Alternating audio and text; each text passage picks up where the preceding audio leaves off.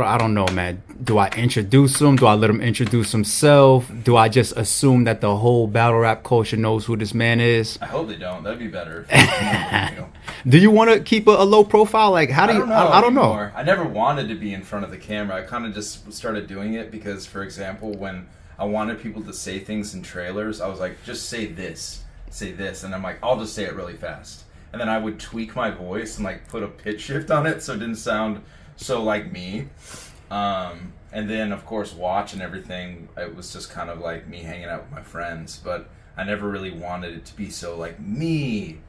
That's also why, and I know you're big on this, like whenever you shout me out, you make sure to say shout out ruin your day. You remember like shout out Avocado, and that's like a big thing I've been doing recently, is like ruin your day being like the thing instead of like me, you know. It's, I don't know, I feel like it's a departure from like ego to a degree. Now you get what I get is because when you got the main face and the main name, they give all the credit there, you know, and there's just like, nah, I can't do this without ruining your day. You too. Yeah, yeah. That's why you're always shouting out your team that backs your brand.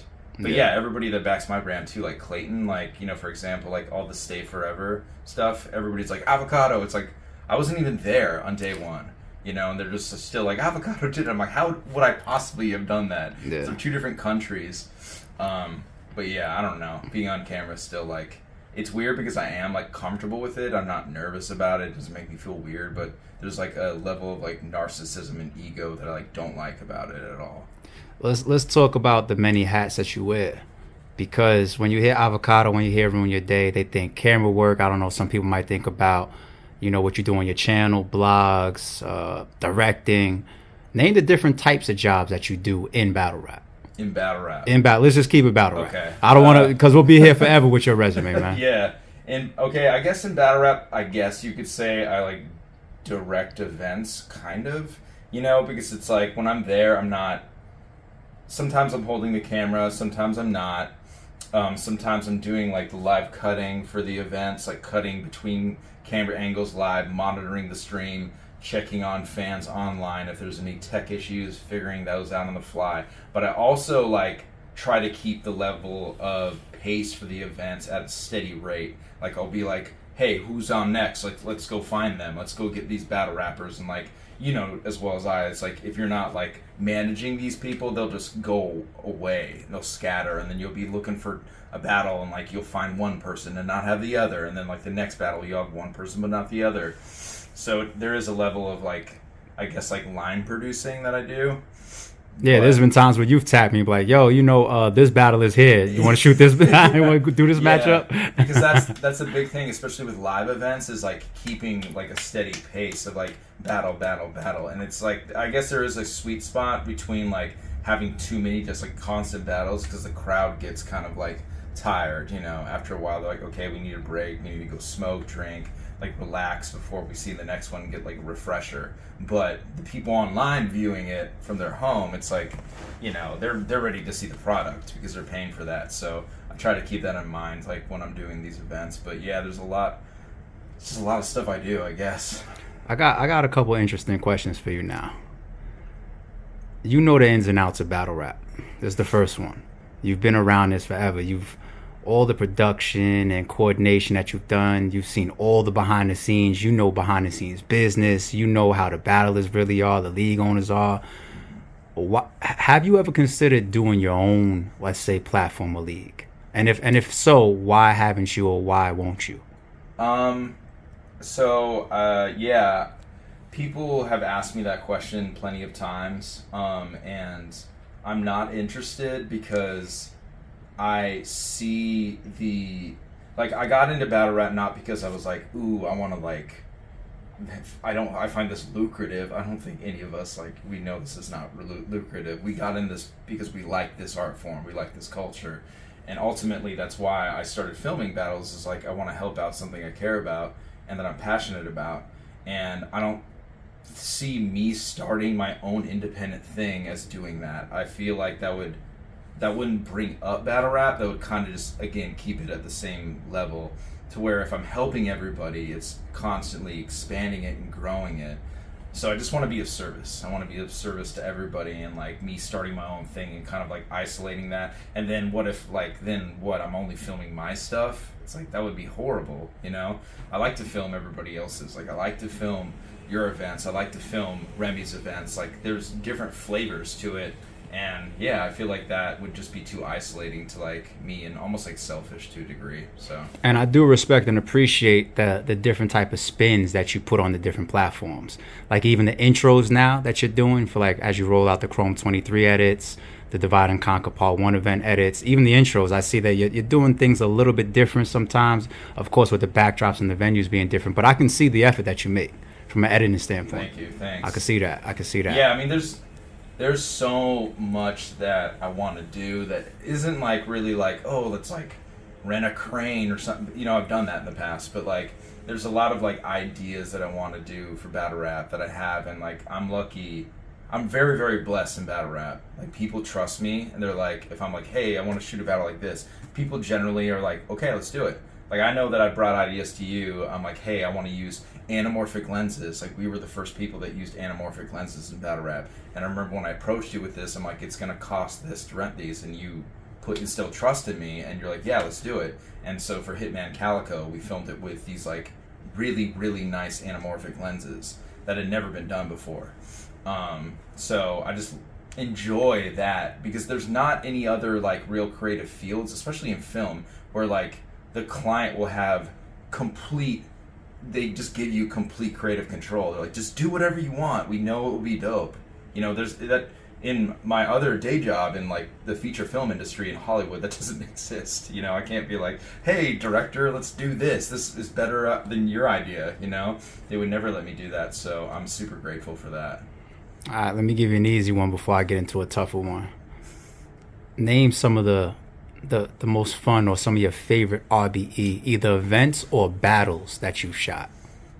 First one obviously is Ill Will and Calico. That was my favorite. You know what's really funny, and I don't know if a lot of people think like this, but less is more in filming. Like less is always more. JB demonstrates that a lot with his filmmaking. Twiz has demonstrated that. John Doe has also demonstrated that. But like that was the same event that we filmed J Mills K-Shine, right? That was that event. Yeah. So what happened, I don't know if you remember, but basically we ran out of time at the venue. You're damn right I remember, man. That was hell. for somebody in my shoes, it's like, it's a nightmare. Pretty bad. Was that live stream too? Yeah, it was. Live pay-per-view, yeah. Oh my God. So what, do we put that on VOD the next day? We put it on VOD. We wanted to get it right back to the live pay-per-view, but because we shot it outside, we didn't have access to a dedicated Ethernet. Yeah. And we didn't trust trying to do it on like a hotspot or anything like that. Yeah. So I've done that in the past, but it is like risky for sure. Yeah. Like we streamed Bender and Thesaurus live from the Golden Gate Bridge. And that was like, it was just like a freak accident that we were able to do it from our phones. But like, I loved that Cal was like so down for that. I remember he's like, let's just do it in the fucking parking lot. And I'm like, dude, that sounds awesome. Let's do it out back, because that shit to me is like gritty, grimy. That brings me back to like when I was just a fan of battle rap, when it was like it was actually filmed in the streets. So that was a big favorite of mine. Plus the tension in there, it was just like, it was so fucking dope. I loved that. Let's see what else. I really liked obviously filming Hitman and Cal with we used the Red Gemini. We used 2 of those and anamorphic lenses, so I really, really enjoyed that. Daylight King Los, that event.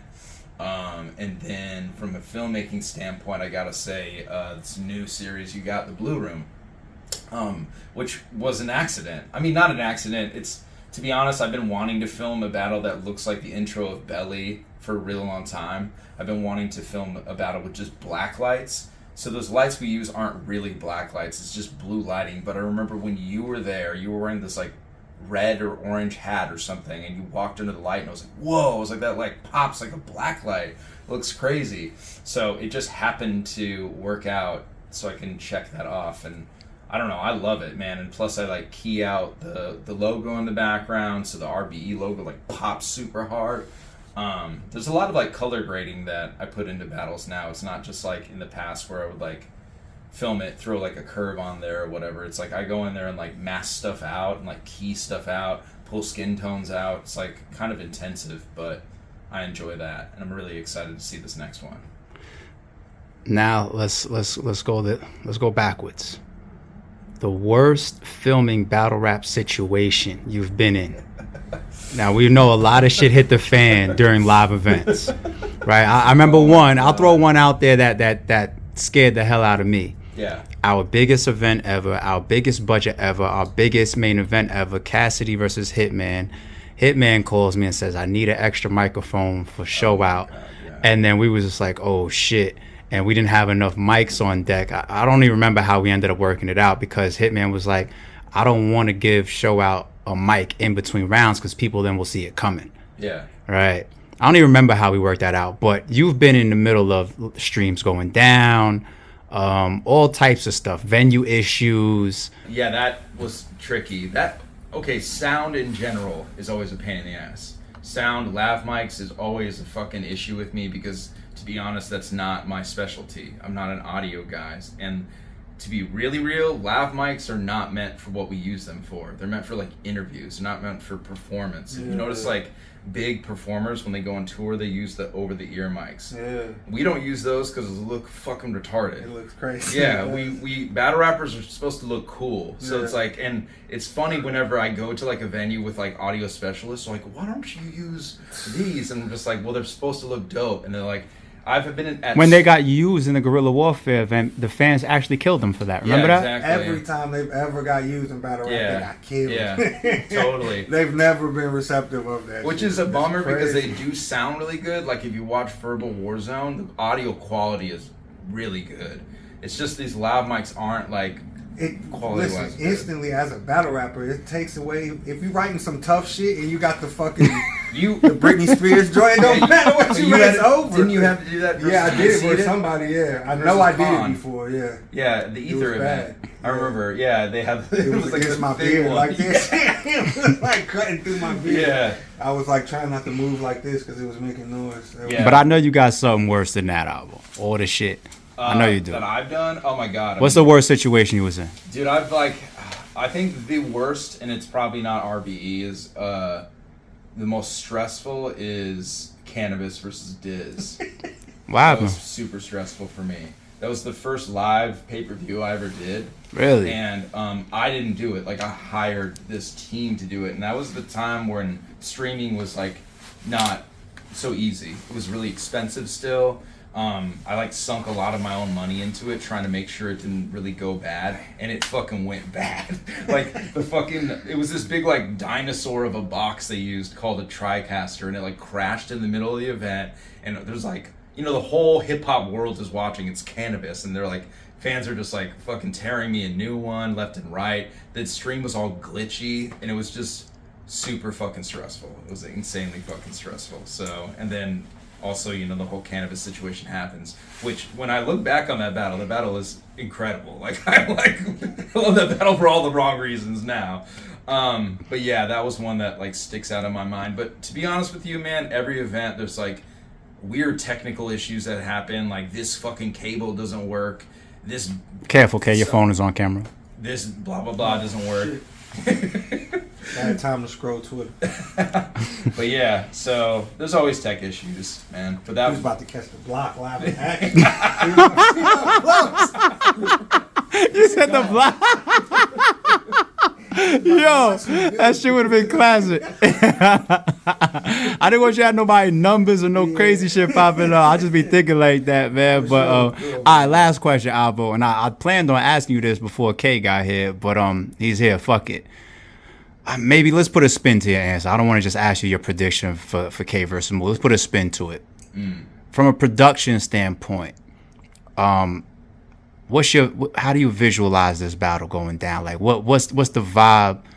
How do you plan, or how do you feel shooting this is gonna be epic? Because like if we take what K did against A Ward and like that atmosphere, and then you know replace Mook with A Ward, and also I don't really remember like Mook being in a small room like this, period. Like, you know, him versus Tay-Rock was outside. It was just them and the host, and you know, the 2-on-2 was a 2-on-2. So I don't remember, it was a 1-on-1 battle, small room, since him and Lux. Like, can't remember that. And the Verb one, it's still a stage. Yeah. It's not a pit. Yeah. You know, it's. But it's gonna be gritty. It's gonna be raw. Mook's gonna be performing. He's gonna be up close and personal, and like taking what Kay did versus A Ward. If he does the same thing, I'm like, this shit's gonna be fucking incredible. I'm also a big Mook fan. I'm a big Mook fan. I've been like one that's like defending him to people. It's like, yes, young hot battle though, and people were like, you know, hating on him. But I'm excited. I'm really excited, and I haven't filmed Mook since Verb. Well, I filmed him, you know, with a 2-on-2, but the last 1-on-1 was him versus Verb, so I'm amped.